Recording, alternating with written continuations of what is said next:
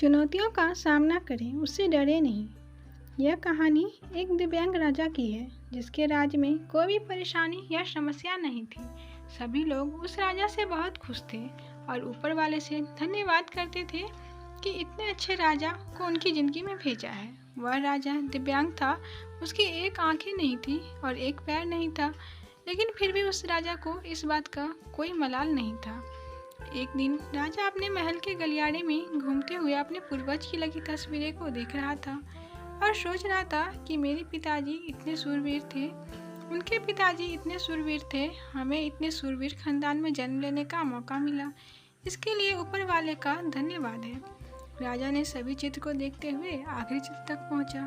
फिर उस खाली जगह को देखकर वह चिंता में पड़ गया, क्योंकि उसे मालूम था कि अब यहाँ जो तस्वीर लगेगी वह उसी की लगेगी।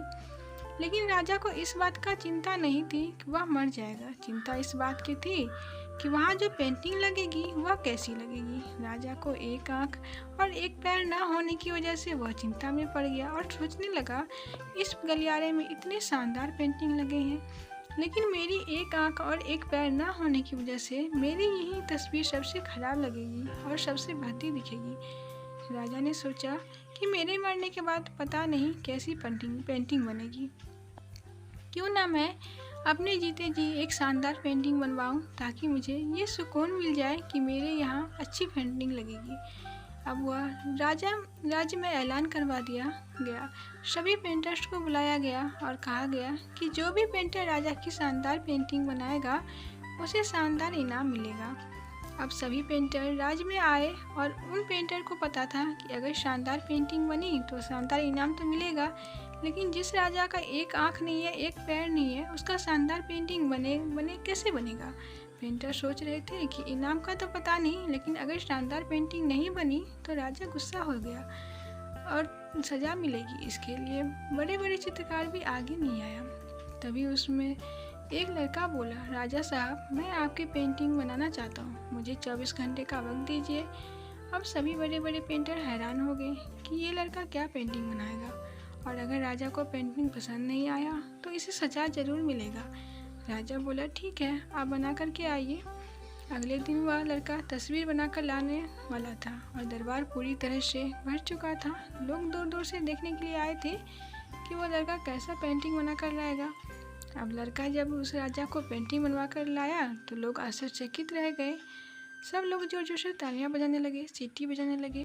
और जब राजा ने उस पेंटिंग को देखा तो बहुत खुश हो गया और बोला, वाह, इससे अच्छी पेंटिंग तो पूरे गलियारा में नहीं है। राजा ने उस लड़के को बहुत सारा इनाम दिया। अब आप सोच रहे होंगे कि उस राजा की क्या पेंटिंग बनी होगी, जिसकी एक आँख नहीं है, एक पैर नहीं है, कैसी पेंटिंग बनी होगी। उस तस्वीर में लड़के ने राजा को एक घोड़े पर सवार किया था।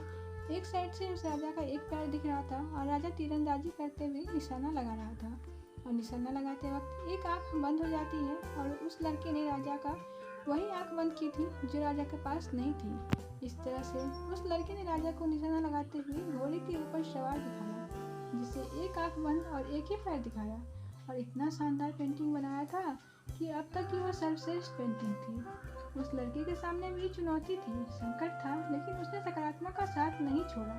जिंदगी में आप किसी भी मुकाम पर हो, जिस भी संकट में फंस जाए, जिस भी स्थिति में हो, अगर आप सकारात्मक का साथ कभी नहीं छोड़ा तो यकीन मानिए आप उस संकट से बाहर निकल आएंगे। जिंदगी में उम्मीद का साथ मत छोड़िए, क्योंकि जिसने उम्मीद का साथ छोड़ दिया तो फिर जिंदगी उसका साथ छोड़ देती है। तो फ्रेंड्स, आपको ये कहानी कैसी लगी कमेंट करें और लाइक करें और सब्सक्राइब जरूर कर लें ऐसी अच्छी अच्छी कहानी सुनने के लिए।